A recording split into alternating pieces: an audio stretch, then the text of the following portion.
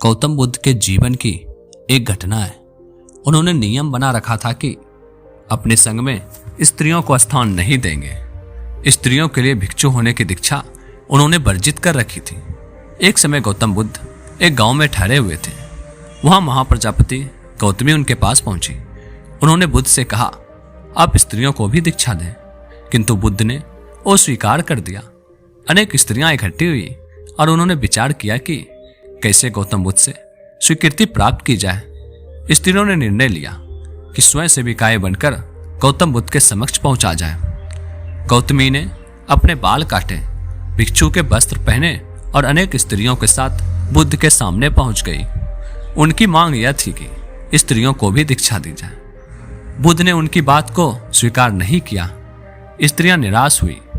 जब बुद्ध के एक शिष्य आनंद ने स्त्रियों को देखा, उनके पांव सूजे हुए थे, उन पर धूल चढ़ी हुई थी, उनकी आंखों से आंसू बह रहे थे।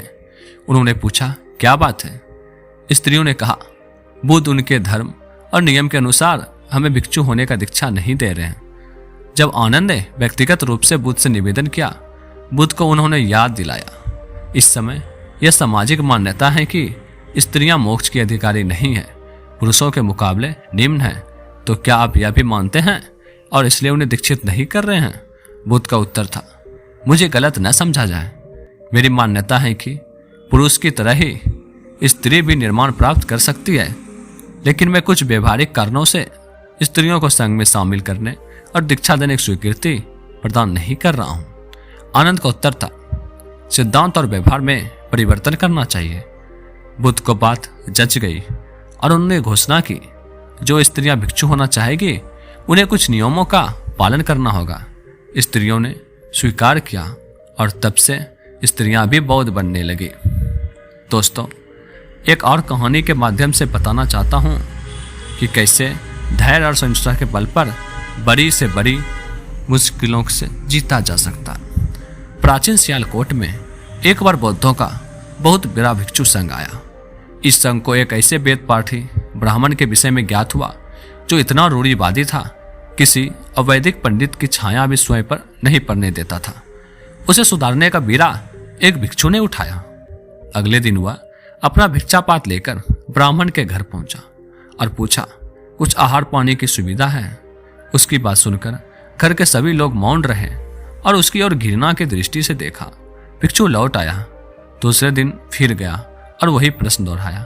इस बार भी उसे चुप्पी और तिरस्कार का सामना करना पड़ा। वह पुनः लौट गया।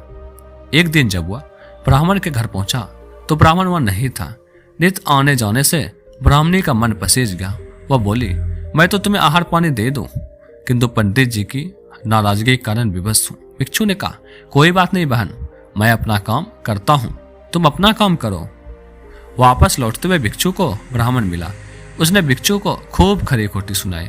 तब भिक्षु ने कहा, इतने दिनों तक आपके घर से कुछ नहीं मिला, किंतु आज आपकी पत्नी ने नहीं दी है, अब किसी दिन हाँ भी मिल जाएगा। ब्राह्मण थोड़ा शांत और बोला, यह कर्म कब तक जारी रखोगे? भिक्षु ने उत्तर दिया, जब तक जीवित हूं। उसका धैर्य देख ब्राह्मण का अहंकार पिघल गया और उसने भिक्षु से क्षमा मांगी। वस्तुतः धैर्य और सहिष्णुता के बल पर बड़ी से बड़ी प्रतिकूलता को अनुकूलता में बदला जा सकता है। दोस्तों, वीडियो को लाइक करें और हमारे चैनल को सब्सक्राइब करें।